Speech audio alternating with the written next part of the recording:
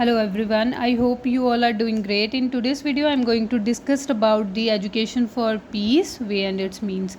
जैसे हमने international understanding में भी इसकी ज़रूरत क्या है, फिर उसके बाद एजुकेशन के इसके वे या मीन्स आप कैसे अचीव करोगे, उसी तरह में इन सिमिलर मैनर में एजुकेशन फॉर पीस के लिए भी सेम से स्ट्रेटजी है.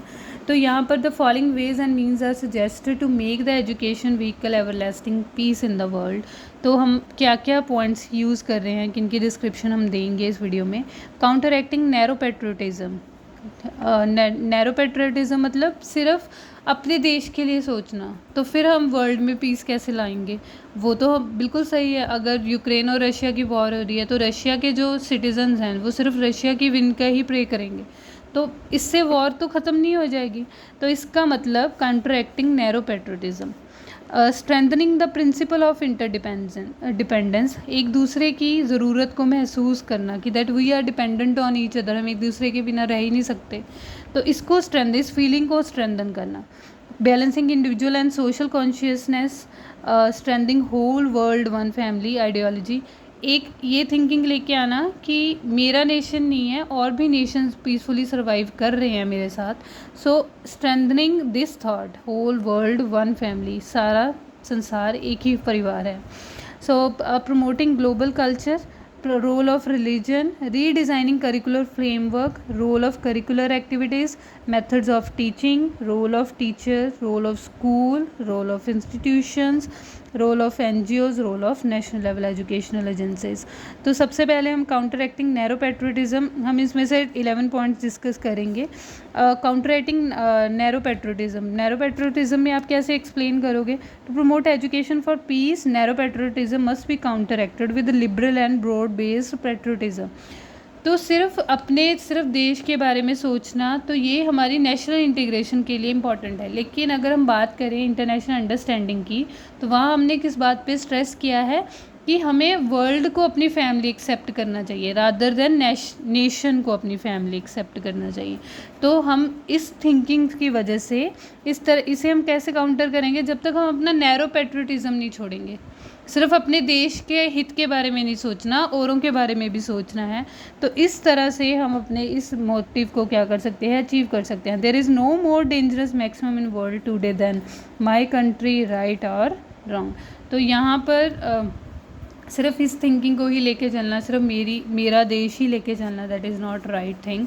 So education for world peace based on these higher values will go a long way in creating a sense of world citizenship. Strengthening the principle of interdependence. इसमें हम क्या बोल सकते हैं?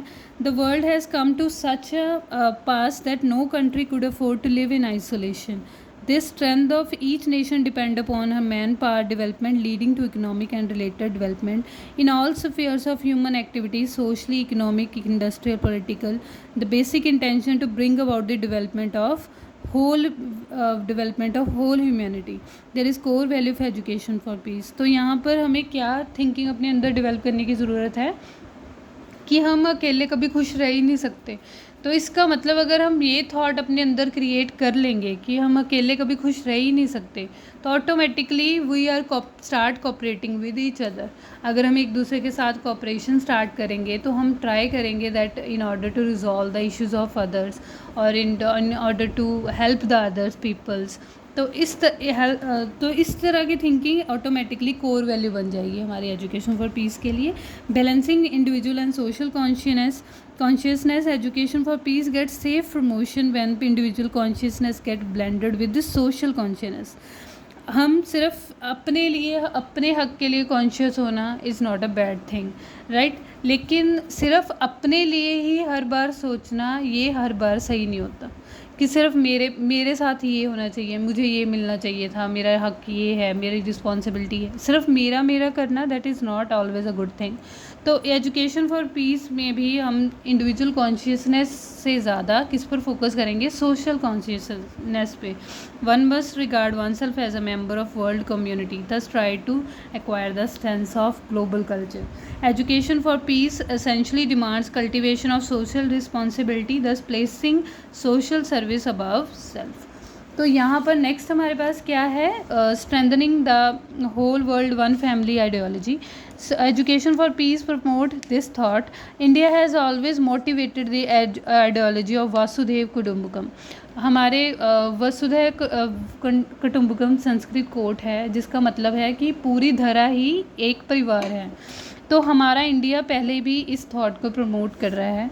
Western ideology stands in a sharp contrast with the Indian culture. This creates inequilibrium in the minds of people, resulting in the disappearance of peace and emergence of non-violence. लेकिन western ideology ऐसी नहीं है, उसका India के साथ मतलब Indian ideology के साथ कॉन्ट्रास्ट में है. तो इस वजह से थोड़ा सा इनइक्विलिब्रियम माइंड्स में है लोगों के. तो this which disappear the peace and emergence of non violence. The Western ideology must take a leaf out of India's book, and if education for peace is to get strength. तो उन्हें क्या करना चाहिए वेस्टर्न आइडियोलॉजी को कि ये सोच India की जो ये सोच है वसुधैव कुटुम्बकम की, इसको क्या करना चाहिए, अपने अंदर इंस्टिल करना चाहिए, so that we are able to achieve the purpose of education for peace. Promoting global culture. Global culture is the precondition success of education for peace. Global culture can be promoted by celebrating days of international importance, जैसे UN Day हो गया, Human Rights Day हो गया, signing MOUs for international exchange of teachers and students, conducting international tours and conducting mutual supports activities and similar other activities. तो यहाँ पर क्या है कि आप प्रमोट करना ग्लोबल कल्चर को, वो कैसे कर सकते हो, ज़्यादा से ज़्यादा इंटरनेशनल डेज़ को सेलिब्रेट करो जो पीस को प्रमोट कर रहे हैं, राइट. जैसे UN डे हो गया, ह्यूमन राइट डे हो गया, हेल्थ डे हो गया, दीज काइंड ऑफ. तो कोई ना कोई माउस या कोई ना कोई डॉक्यूमेंट्स साइन करना for international exchange of teachers and students. क्योंकि अगर हमारा स्टूडेंट्स और टीचर्स हमारे एक दूसरे के इंटरनेट नेशंस में माइग्रेट कर पाएंगे तो उस हिसाब से हमारे कल्चरल एक्सचेंज हो जाएंगे, एक दूसरे की जो क्वालिटीज़ हैं हम जल्दी सीख पाएंगे और अपने कन्फ्लिक्ट्स को क्या कर पाएंगे, दूर कर पाएंगे. तो इसका मतलब कहीं ना कहीं अगर ये एक्सचेंज स्टार्ट हो जाए एजुकेशन का तो we are able to achieve the target of education for peace. International tours arrange करना, स्पोर्ट्स एक्टिविटीज़ म्यूचुअल करना. So these kind of things are help to promote the global culture. Role of religion का क्या role रहेगा, promoting secular outlook, strengthen the roots of peaceful education for peace. Daily press reports more blood is being shed in the name of religion than any other name. So education for peace must take a serious note of all this. Right from early childhood, children should be taught to cultivate social and moral values coupled with respect of religion. तो वो कह रहे हैं कि हम religion को deny नहीं कर सकते, रिलीजन की प्रेजेंस को, क्योंकि आज हम जब भी न्यूज़पेपर उठाते हैं तो वहाँ पर सबसे ज़्यादा लड़ाई झगड़ा रिलीजन के नाम पे ही हो रहा है.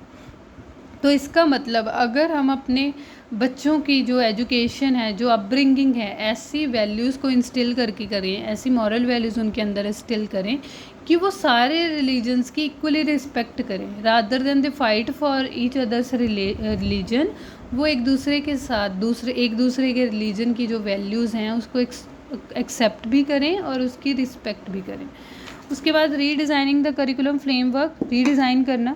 The traditional curriculum framework carries too little scope for developing the culture of peace. This need is to shift from behaviourist approach to constructivist approach.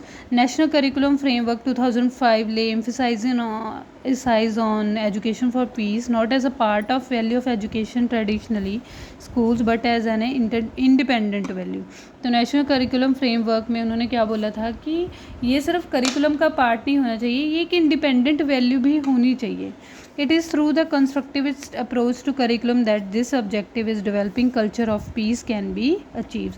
Saroj Pandey के अकॉर्डिंग क्या है, the promoting the culture of peace calls for developing skills among learners for active listening, problem solving or conflict resolution. The skill to need to be developed early in learners and nurtured continuously. ये skills कहते हैं बहुत छोटी as में ही develop हो जानी चाहिए so that we nurture them time to time. जैसे चाइल्ड का माइंड सबसे ज़्यादा शार्प होता है, बहुत एब्जॉर्प्टिव होता है, जो भी आप जैसे स्पॉन्ज में जैसा भी लिक्विड आप डालते हो स्पॉन्ज उसे एब्जॉर्ब कर लेती है, वैसे एक चाइल्ड का माइंड भी होता है। तो उसी तरह से अगर अब at the age of beginning ही हम उसे पीसफुल वेज में रहना सिखाना शुरू कर देंगे, तो उनके teachers throughout school life उनको नर्चर करते रहेंगे, तो we are able to somehow get the target of education for piece.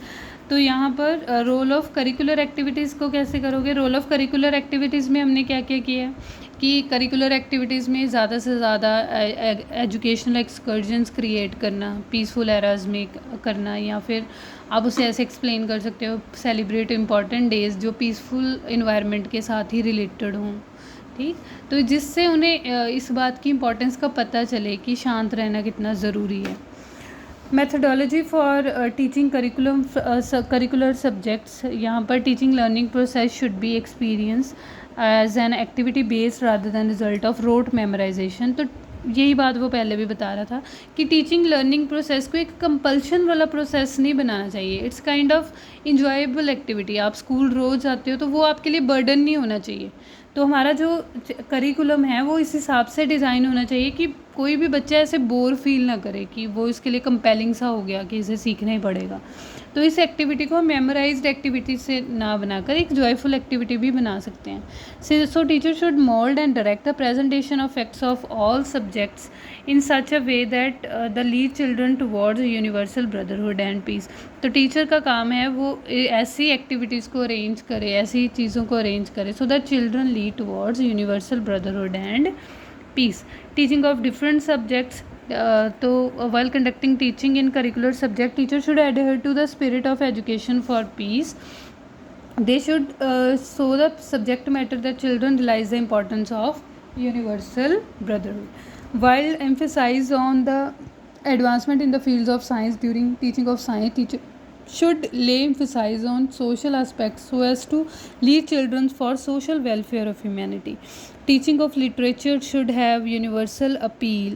Extract from the work of great writers may be used to illustrate stages in social progress.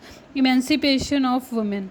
Instruction in history, geography, civics should help foster the development of peaceful coexistence. Role of teacher क्या है?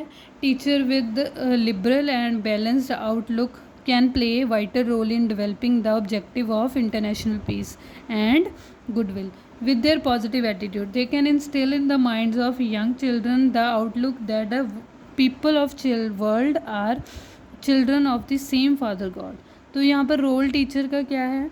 Teacher with liberal और balanced outlook can play a vital role. Liberal मतलब freedom भी होनी चाहिए और balanced outlook होनी चाहिए। Can play vital role to achieve this focus. With their positive attitude they can instill them in the minds of young children with that outlook. तो teacher का impression एक स्टूडेंट के माइंड पर सबसे ज़्यादा होता है। इसी वजह से टीचर्स क्या करते हैं, अपने स्टूडेंट्स के लिए रोल मॉडल की तरह एक्ट करते हैं। वो उन्हें कंटिन्यूसली ऑब्ज़र्व करते हैं कि वो कोई भी काम कैसे कर रहे हैं, किस वे में कर रहे हैं, तो वो उनकी हैबिट में इनकलकेट होना शुरू हो जाता है। जैसे जैसे अगर टीचर ऐसा एक्टिव या ऐसा लिबरल सा एटीट्यूड रखेगा तो ऑटोमेटिकली जो स्टूडेंट्स हैं वो भी काम या पीसफुल वे में बिहेव करेंगे। So love, peace and compassion should reign supreme in every heart. Role of the school का रोल आप कभी डिनाई नहीं कर सकते। Should play a constructive role as a portal of peace by organising international gathering, seminar, symposia. They should be frequent. Symposia बच्चे वो चीज़ होती है कि जैसे कोई भी टॉक जिसमें एक स्पीकर ने पहले बोला, उसके बाद वो आपके क्वेरीज़ को क्या करेगा, आंसर करेगा, तो उसे हम सिम्पोजिया बोलते हैं। There should be a frequent exchange of ideas between teacher and students, foreign visitors and persons of repute. Very often international organizations like UNO, WHO, UNESCO and many others should become topic of discussion. Important international days are celebrated in schools to develop a sense of belongingness of one nation and the other. So that's all about this video. Thank you so much.